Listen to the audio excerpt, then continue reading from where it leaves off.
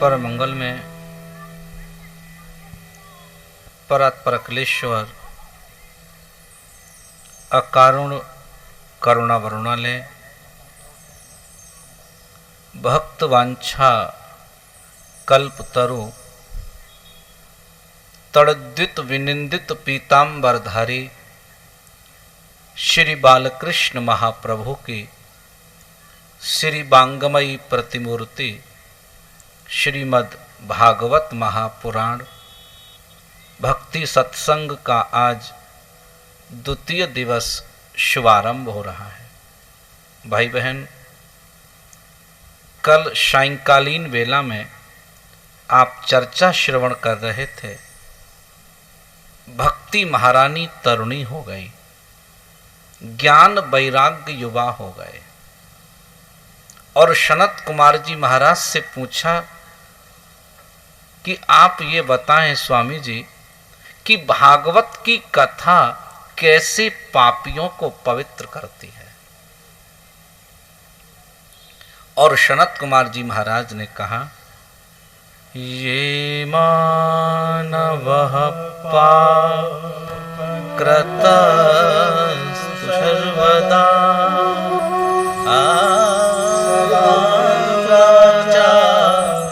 रता विमार्गिगः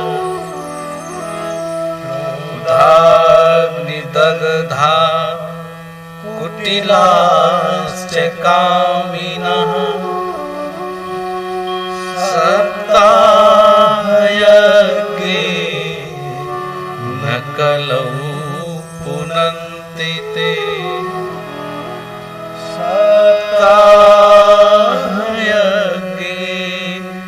न कलौ पुनन्ति ते। सनत कुमार जी महाराज ने कहा, जो मनुष्य सदा पाप कर्म में रत रहते हैं। अब आपका ध्यान मेरी तरफ होना चाहिए। I have your attention please. आप तभी समझ पाएंगे। जो मनुष्य सदा पाप कर्म में रत रहते हैं, एक व्यक्ति वो होता है कि पाप हो गया और हमने छोड़ दिया। लेकिन एक पापी वो है कि जो निरंतर उसमें रत रहता है, सर्वदा कंटिन्यू 24 आवर्स। दुराचारी है वो, विमार्गी है। विमार्गी शब्द का अर्थ है जो रास्ता तुमको धर्म ने बतलाया है, आप उस पे ना चलकर दूसरे रास्ते को चल पड़े, वो विमार्गी होता है। सप्ताह यज्ञेन कलहु पुनन्ति ते, वो भी घोर कलयुग में परम पवित्र हो जाता है। समझ रहे हैं? सत्येन हीनः, जिसने कभी सत्य ही ना बोला हो। पहले लोग संकल्प करते थे कि हम झूठ नहीं बोलेंगे, और आज लोग संकल्प करते हैं हम सत्य नहीं बोलेंगे। प्यार से बोलो। और जब से मोबाइल आया है ना, झूठ 1000 गुना हो गया है। झूठ का प्रतिशत यदि बढ़ाया है किसी ने, तो उसमें सहयोग है अंबानी परिवार का। प्यार से बोलो। सत्येन हीनः, जिसने कभी सत्य ही ना बोला। पितृमातृ दोष का, जो माता पिता से भी दूषित हो। मां किसी अदर जाति की, पिता किसी अदर जाति के, जो ऐसे बेमेल संतान है, उसको भागवत कहती है कि वो वर्ण शंकर है। जो दंभी है, हिंसक है, इस प्रकार का भी कोई पापी 7 दिन बैठकर के भागवत की कथा सुने तो सप्ताह यज्ञेन कलहु पुनन्ति ते, वो भी घोर कलयुग में परम पवित्र हो जाता है। एक तो सामान्य पाप होता है और 5 प्रकार के उग्र पाप होते हैं। ब्रह्मस्व पुष्टा, अपने द्वारा किसी ब्राह्मण का वध कर देना। और दूसरा, अपने द्वारा गाय का वध कर देना या उसमें सहयोग कर देना। देखो ऐसा काम मत करो जो अच्छा ना हो। और तीसरा है माता पिता को सताना या उनका वध कर देना। बात तो एक ही है कि किसी को आप एक साथ मार दें या रोज हर दिन मारें, पाप तो पाप है। और चतुर्थ पापी है गुरु हत्यारा। गुरु जी के पास बहुत बड़ा मठ है, मंदिर है, आश्रम है, चेला बन गए, 6 महीना हाथ दबाया, 6 महीना पांव दबाया, साल भर में गला दबा दिया, वो खुद ही मठाधीश बन गए। और आजकल कुछ भी संभव। आजकल लोग आते, महाराज आपका पांव दावे, मैंने भाई रहने तो ऐसे ही ले जाओ। प्यार से बोलो,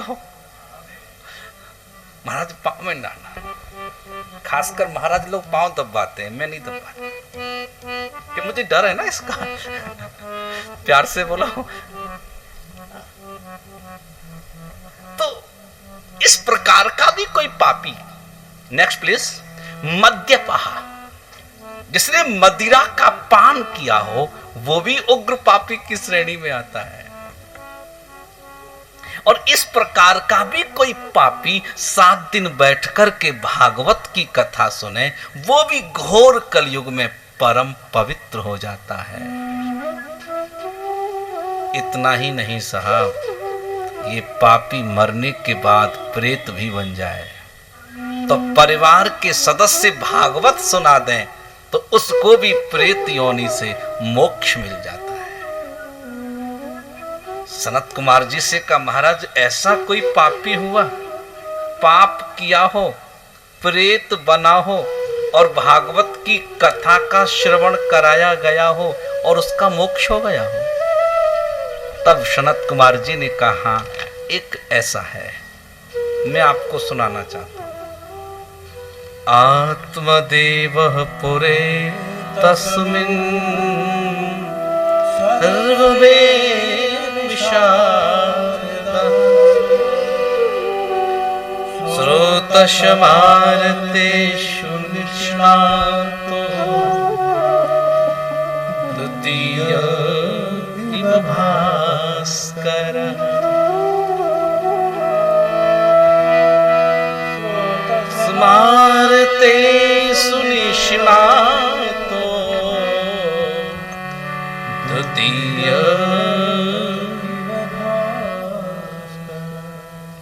एक तुंगभद्रा नदी का तट था और वहां पर एक सुंदर उत्तम नगर था और उसमें एक ब्राह्मण रहा करते थे, उनका नाम आत्मदेव था। आत्मदेव वेदों में पारंगत ब्राह्मण, सर्व वेद विशारद, विशारद, श्रुतियों में स्मृतियों में निष्णात उनकी विशेषता है। और उनकी जो धर्म पत्नी थी उनका नाम धुंधली था। धुंधली कैसी थी? तत्प्रिया धुंधली स्मृता। प्रिया शब्द का अर्थ है पत्नी, का नाम धुंधली था। सबसे पहली बात थी सुंदरीम शुक्लोद्भवाम, ये सुंदरी थी। पत्नी का ज्यादा सुंदर होना भी अच्छा नहीं है। प्यार से बोलो, साउस से शादी करके लाओ, कोई प्रॉब्लम नहीं, कहीं भी छोड़ दो। प्यार से बोलो। इसकी प्रॉब्लम थी कि वो सुंदरी थी। और दूसरी बात मैं आपको बताऊं, लोक वार्ता रता, इसका ट्रांसलेट है ये बात करने में बड़ी निपुण थी। बात करने में बड़ी निपुण। प्रायसो बहुजल्पिका, इसका ट्रांसलेट है ये प्रायः बोलती रहती थी। कई तो महिलाएं चुप नहीं होती, वो एफएम की तरह बोलती रहती है। उनकी कोई सुने तो ना सुने तो। प्यार से बोलो। और श्रीमद् भागवत में लिखा क्रूरा, उसकी जो नेचर था ना, प्रवृत्ति जो थी वो क्रूर प्रवृत्ति की थी। और कृपणा, कृपणा शब्द का अर्थ है वो कंजूस थी, क्योंकि पंडित जी की पत्नी थी ना, कि जो लोग लेना जानते ना, माफ करिएगा, वो देना नहीं जानते। प्यार से बोलो। कलह प्रिया, इसकी एक और खूबसूरती बताऊं, ये कलह प्रिया थी, मतलब उसको थोड़ा झगड़ा ना थोड़ा सा अच्छा लगता था। लेकिन ब्राह्मण के घर में संपत्ति थी, लेकिन दुर्भाग्य था संतान नहीं थी। संपत्ति हो और संतान ना हो, ये दुख का कारण है। आज ब्राह्मण ने विचार किया, मैं घर में गाय लाता हूं, शायद गौ कृपा हो जाए और मेरे घर में भी पुत्र रत्न की प्राप्ति हो जाए। लेकिन दुर्भाग्य इतना प्रबल था दादा कि गाय आते ही बांझ हो गई। बेचारा ब्राह्मण बड़ा निराश हो गया। इसने सोचा कि घर में तुलसी का पौधा लगा लूं तो शायद तुलसी की कृपा हो जाए। लेकिन जब घर में तुलसी का पौधा लगाया ना तो वो भी सूख गया, नीरस हो गया। और याद रखना, पापी के हाथ से तुलसी नहीं होती। घर जाके लगा के देख लेना, हो जाए तो पापी नहीं है आप, और ना हो तो फिर पक्के पापी। लेकिन ऐसा लगाना पड़ोसी ना देखे। छत्तीसगढ़ की सुंदर परंपरा है, यहां लोग घर के आंगन में तुलसी जरूर लगाते हैं। लोग कहते हैं आदिवासी अशिक्षित हैं, लोग कहते हैं उन्हें समझ में नहीं आता। उन्हें इतना समझ में आता है जितना कि पढ़े लिखों को समझ में नहीं आता। प्यार से बोलो। यदि घर के आंगन में तुलसी है तो हरवंश पुराण कहता है कि घर के अंदर की जो नेगेटिव एनर्जी है वो धीरे धीरे समाप्त हो जाती है। साइंटिस्ट भी कहते हैं। और हरवंश पुराण में लिखा है, हम कृष्ण का मंदिर ना बना सकें तो कोई तकलीफ नहीं है, लेकिन तुलसी का पौधा जिस घर में है वहां कृष्ण का साक्षात निवास है, वहां गोविंद का साक्षात निवास है। बिना तुलसी के दल के भगवान का भोग ही नहीं लगता रे बाबा। प्यार से बोलो। हमारी पुरानी परंपरा, हमन सब छत्तीसगढ़िया घर में तुलसी का पौधा सबके यहाँ मिलेगा, और वो भी आंगन में। उसके पीछे एक बड़ा ही साइंटिफिक है कि एनर्जी चारों तरफ जाए, उसकी जो पॉजिटिव एनर्जी है वो चारों तरफ जाए। और श्रीमद् भागवत में लिखा, ब्राह्मण को आत्मग्लानि हो गई, तुलसी का पौधा भी नीरस हो गया। अब इसने सोचा कि मैं मर ही जाऊंगा। दुखी व्यक्ति क्या करता है? मरने का सोचता है। और आज ये एक दास दुजो दुखात ग्रहम त्यक्त्वा वनम गतः, ये दुखी होकर के ब्राह्मण नदी में डूबने के लिए गया। और जब ये मृत्यु को प्राप्त होना चाहता था तो ये रोने लगा, डूबना है उसे। और उसी समय सन्यासी साधु आ गए। सन्यासी ने पूछा, कथम रोदसी, आप क्यों रो रहे हैं?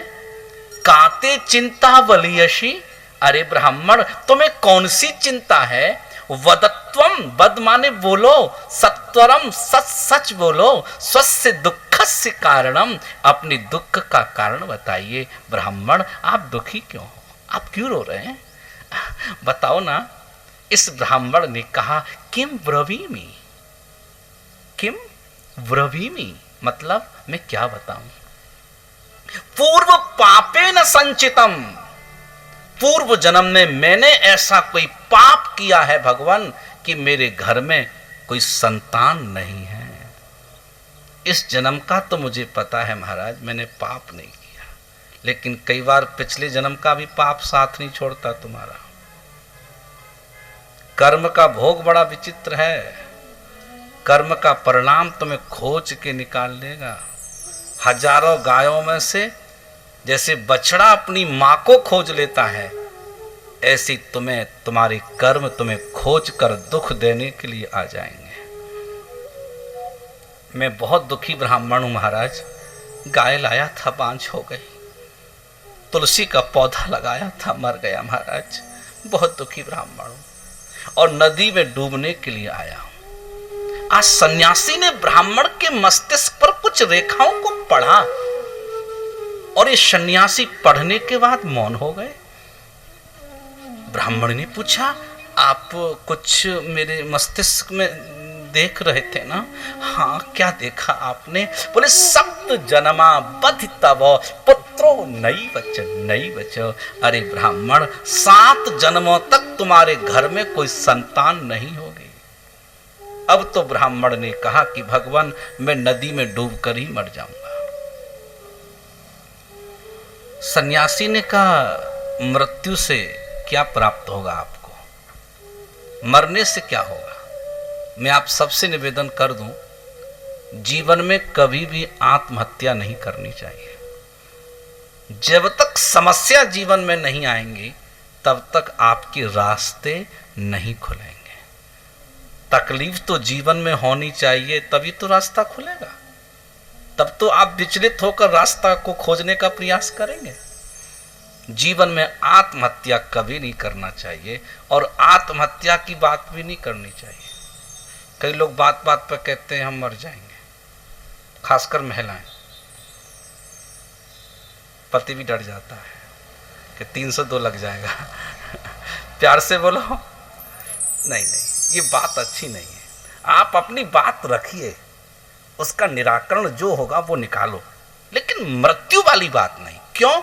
कि भगवान ने हमें शरीर दिया है, कितना सुंदर, कितना खूबसूरत दुनिया है। गॉड, कितनी अच्छी दुनिया है। हम क्यों मरे भाई?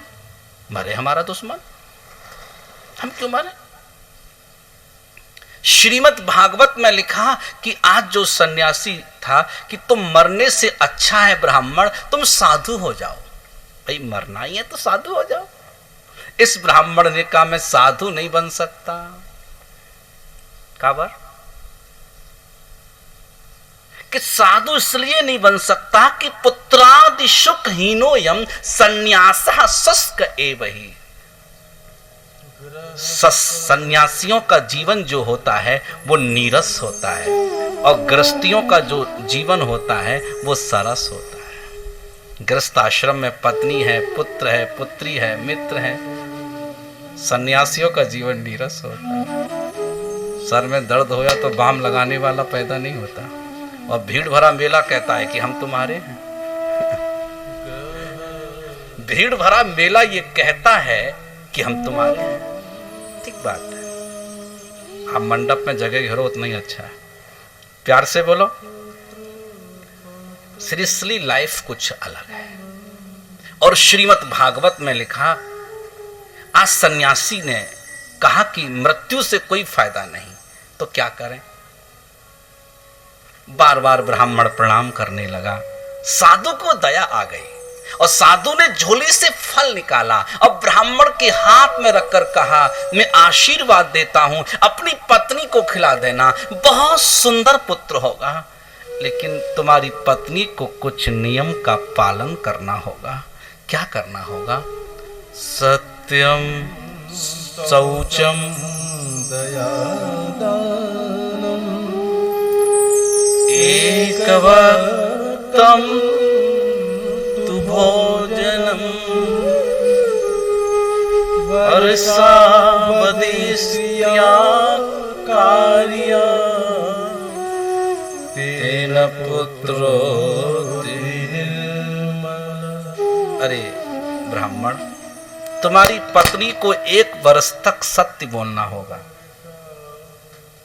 तुम्हारी पत्नी को 1 वर्ष तक सत्य बोलना होगा। ब्राह्मण ने कहा, महाराज आप 1 वर्ष कह रहे हैं? मेरी पत्नी तो बचपन से सत्यवादी है। हर पति को लगता है मेरी पत्नी सत्यवादी है, लेकिन 2 ही लोग जानते हैं, या तो पत्नी जानती है या फिर भगवान जानता है। प्यार से बोलो, सत्य बोलना होगा आपको। ब्राह्मण ने कहा, महाराज बहुत सत्यवादी है, और तुम्हें पवित्र रहना होगा देवी, दया करनी होगी, दान करना होगा ब्राह्मण, 1 बार भोजन करना होगा। यदि ऐसे नियम का पालन करेगी तुम्हारी पत्नी तो पुत्र होगा। आज ब्राह्मण फल को लेकर चले गए। घर में जब प्रवेश किया तो पत्नी ने मुस्कुराते हुए पति को देखा और कहा, आज बहुत खुश दिख रहे हैं, आप क्या लाए हैं? तब कहा कि एक संत का आशीर्वाद लाया हूं, और संत ने कहा है कि इस फल को तुम खाओगी देवी तो परम सुंदर पुत्र प्राप्त होगा। लेकिन तुम्हें कुछ नियम का पालन करना है देवी। ब्राह्मणी ने कहा क्या करना होगा? बोले 1 बरस तक सत्य बोलना होगा। धुंधली कहती है मैं कोशिश करूंगी। तुमको पवित्र रहना होगा। और देवी दया, झगड़ा तो बिल्कुल नहीं करना। धुंधली कहती है माय गॉड, बिना झगड़े के तो मोला नाश्ता नहीं पचता। आप कहते झगड़ा नहीं करना, बड़ा मुश्किल है दादा ये तो दान करना होगा। और 1 वक्तम तो भोजनम, 1 बार भोजन करना होगा। धुंधली बोली सब कुछ कर सकती हूं, लेकिन 1 बार भोजन बहुत मुश्किल है। लेकिन थैंक यू, आप कहते हो ना, मैं आपके लिए कुछ भी कर सकती हूँ। आज ब्राह्मण फल देकर चला गया। ये देवी हाथ में फल लेकर बैठी थी और सोच रही थी फल भक्षेण गर्भस्यात्, मैं फल खाऊंगी गर्भ रह जाएगा। उदरोदरेण वृद्धि, पेट बढ़ जाएगा। पेट बढ़ेगा तो क्या होगा? स्वल्प भक्षम, भोजन कम हो जाएगा। पेट बढ़ेगा तो भोजन कम होगा, और भोजन कम होगा तो शक्ति कम हो जाएगी। शक्ति कम हो गई तो घर का कामकाज में कैसे कर पाऊंगी? गृह कार्यम कथम भवे, घर का काम कैसे करूंगी? पड़ोसिन बोली सुनना, अपनी ननद को बुला लेना। और ननद को तो बिल्कुल नहीं बुलाऊं, प्यार से बुलाओ।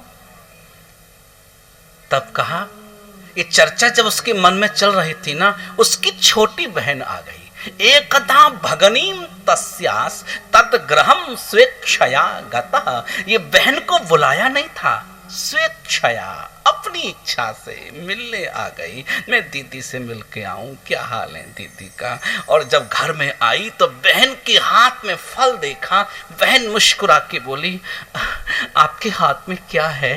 तब का ये फल है, फल तुम्हारे जीजा जी लाए हैं और कहते हैं इसको तुम खाओगी देवी, बहुत सुंदर पुत्र होगा। लेकिन देवी मैंने सुना है कि पुत्र होने में बड़ा कष्ट होता है। छोटी बहन बोली 1 करोड़ बिच्छू एक बार डंक मारे देवी, उतना कष्ट तब नहीं होता जितना कि माताओं को प्रसवा अवस्था में होता है। अब तुम्हारा धुंधली डर गई। तब कहा कि अब मैं क्या करूं? तब कहा कि मेरे घर में 10 पुत्र हैं देवी, और 11वें की तैयारी है। जब मेरे घर में ये पुत्र होगा तो मैं आपको दे दूंगी, और उसके बदले में कुछ, समझ गए ना, तुम्हारे घर में पुत्र की कमी है और मेरे घर में वित्त की कमी है। आप मुझे वित्त देना, मैं तुम्हें पुत्र दूंगी। दोनों में एग्रीमेंट हो गया। अब इस फल का क्या किया जाए? तब कहा कि फल तो गाय को खिला दो, क्योंकि ये साधु का फल है, सच्चा फल है। गाय को फल खिला दिया और चली गई छोटी बहन। सायंकालीन बेला में ब्राह्मण पुनः घर में पधारे तो ब्राह्मण ने मुस्कुरा के पूछा देवी जी फल खाया क्या? क्या बात करते हो, कितना मीठा फल था। इतना मीठा फल तो मैंने पहली बार खाया। ये ब्राह्मण बेचारा बहुत सीधा था, नहीं समझ पाया लीला। और 2-4 महीना जब व्यतीत हुए ना तो ब्राह्मण ने फिर पूछा देवी जी कुछ कुछ? बोले सब कुछ है, बिल्कुल टेंशन मत लो। और जब छोटी बहन के बालक हुआ ना तो बालक लाकर के ब्राह्मणी की गोद में रख दिया, और ये बच्चा उच्च स्वरेण रोदिता, ऊंचे स्वर से रोने लगा। और ब्राह्मण की आंखें खुली तो देखा कि एक सुंदर पुत्र ब्राह्मणी की गोद में रखा हुआ है। ब्राह्मण तो प्रसन्न हो गए कि मुझे तो पुत्र रत्न की प्राप्ति हुई है, अब तो मैं गौ माता को प्रणाम करने जाता हूं। और जैसे गौशाला में प्रणाम करने गौ माता को गए तो गाय ने भी सर्वांग सुंदर शिशु को जन्म दिया है। इतना परम सुंदर शिशु, इसका पूरा शरीर तो मनुष्य के जैसा था और कान सिर्फ गाय के बछड़े की तरह थे। ब्राह्मण प्रसन्न हो गए। भगवान की बड़ी कृपा है कि अब 2 पुत्र मेरे घर में हो गए। दोनों बच्चों को गोद में बिठाकर के कहा मेरा नाम आत्मदेव और मेरे बेटे का नाम होगा परमात्मा देव। पत्नी बोली ये नहीं चलेगा। ब्राह्मण ने कहा तुम बताओ क्या चलेगा। तब पत्नी ने कहा कि मेरा नाम धुंधली, मेरे बेटे का नाम होगा धुंधकारी। धू धू करोते ति धुंधकारी, जो मारने पीटने में कुशल हो उसका नाम धुंधकारी होता है। और गाय का जो बेटा था ना दादा, उसका काना गौ के जैसा था ना, उसका नाम रखा गौकर्ण। गावः कर्णः यस्य सः गौकर्णः, इसका कान गौ का जैसा है, उसका नाम गौकर्ण। और दोनों बच्चे गुरुकुल में पढ़ने के लिए भेजे। और भागवत में लिखा कि गोकर्णो पंडितो ज्ञानी और धुंधकारी महाखलः। समझ रहे मेरे आप? गोकर्ण तो पढ़कर के पंडित हो गए कि संत का आशीर्वाद था साहब। शास्त्र के प्रकांड विद्वान कहलाए गोकर्ण, लेकिन धुंधकारी महाखलः, महामूर्ख। सारे सद्गुण थे गोकर्ण में और सारे अवगुण धुंधकारी में विराजमान थे। वो खाता भी था बोकरा भात, वो पीता भी था छत्तीसगढ़ी अमृत, वो खेलता भी था जुआ, वो खेलता भी था। सारे अवगुण थे दादा। आज ब्राह्मण को बड़ी आत्मक गिलानी हुई और सारी संपत्ति का नाश इसने कर दिया। आप समझ लें, ये अवगुण हमारे जीवन में आ जाएं तो संपत्ति आपकी कोई बचा नहीं सकता है। प्यार से बोलो, कोई आपकी संपत्ति नहीं बचा सकता है। हाँ, संपत्ति बचानी है तो आपको सबसे पहले बच्चों को इन दुर्गुणों से बचाना पड़ेगा।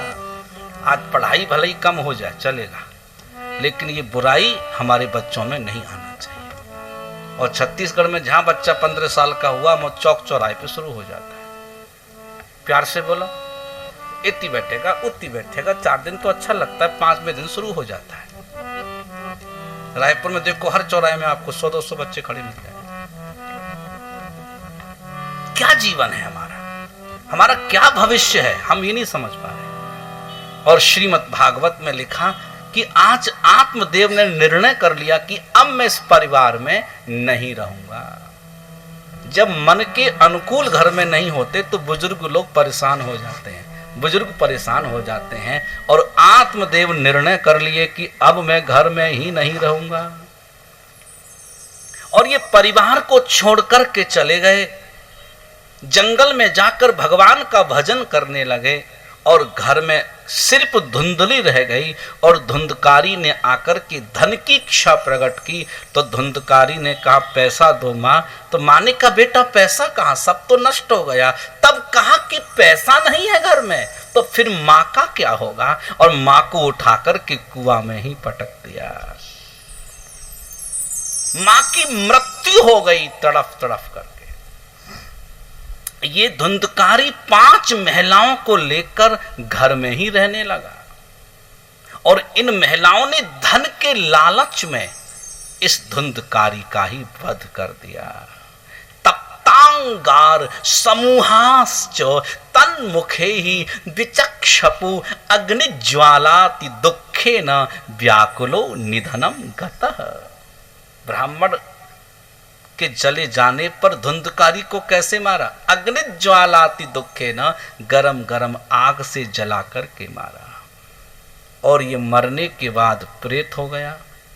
और गोकर्ण जी को पता चला कि मेरे भाई की मृत्यु हो गई, तो गया चले गए। गया तो आप जानते ही, जहाँ पितरों का तर्पण किया जाता है, हम लोग पिंडदान करते हैं, और बुद्ध के नाम से भी प्रचलित है। और श्रीमद् भागवत में लिखा कि गया में पिंडदान करने गए और पिंडदान किया। और जब पिंडदान करने के बाद वापस घर में आए तो घर में एक प्रेत को देखा। वो प्रेत भी कैसा था? तो भागवत में लिखा कि स्रकन मेषः स्रकद हस्ति स्रकद चाग्नि महिषो अभवत। ये जो प्रेत था कभी हाथी के रूप में, कभी भैंसे के रूप में, कभी अग्नि के रूप में, कभी इंद्र के रूप में, और कभी नाना रूपों में परिवर्तित होते हुए पुरुष के रूप में प्रकट हो गया। और जल लेकर के जब छिड़का इस धुंधकारी पर, इस प्रेत पर, तो पुरुष की भाषा में ये बोला कि अहम भ्राता त्वदीयोस्मि धुंधकारीति नामतः स्वकीये नैव दोषेण ब्रह्मत्वं नाशितम मया। गोकर्ण ने पूछा कि आप कौन हैं? तब कहा कि अहम भ्राता त्वदीयोस्मि, मैं तुम्हारा भाई हूं और मेरा नाम धुंधकारी है। मैं जाति से ब्राह्मण था भैया, लेकिन मेरी कर्म ब्राह्मण जैसे नहीं थे। कई बार लोग किसी पुण्य से ब्राह्मण बन जाते हैं, लेकिन उनके जो कर्म होते हैं निम्न जाति से गिरे हुए होते हैं। उनका कोई मतलब नहीं है। ठीक है, होंगे मिश्रा, त्रिपाठी, पाठक, शुक्ला, अलग बात है, सरनेम में हो सकते हैं, रियल लाइफ में कौन है? जो वेद का ज्ञाता है वही ब्राह्मण है। सत असत विवेचनी बुद्धि पंडा संजाता इति पंडिता। इसको सत असत विवेचनात्मक ज्ञान है, उसका नाम पंडित है। जो ब्रह्म माने वेद को जानता है वो ब्राह्मण है। आज ब्राह्मण धुंधकारी ने कहा मैं ब्राह्मण था, लेकिन कर्म मेरे ब्राह्मण जैसे नहीं थे, इसलिए मैं मरने के बाद प्रेत बन गया हूं। तब गोकर्ण ने कहा कि मैंने तो तुम्हारे नाम का पिंड दान कर दिया, क्या तुम्हारा मोक्ष नहीं हुआ? धुंधकारी ने कहा कि गया श्राद्ध सते नापी मुक्तिर में न भविष्यति। गया में एक पिंड दान नहीं भैया, 100 पिंड दान कर दो फिर भी मेरा मोक्ष नहीं होगा, कि मेरा पाप इतना प्रबल है कि पुण्य उसके सामने बहुत छोटा हो जाता है।